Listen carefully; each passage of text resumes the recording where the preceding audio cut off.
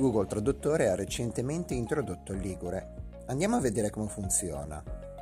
Selezionare l'app sul vostro smartphone. Se non è installata, potete scaricarla dal Play Store di Google. Selezionare la lingua che volete tradotta in Ligure. Selezionare la lingua Ligure. Inserire la frase che volete tradotta nella prima sezione, assicurandovi che sia scritta in maniera corretta. Osservate il risultato tradotto. Attenzione!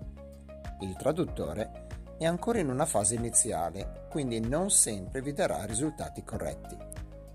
Ricordate che parole come abilinato o bibino non sono parole né in italiano né in ligure.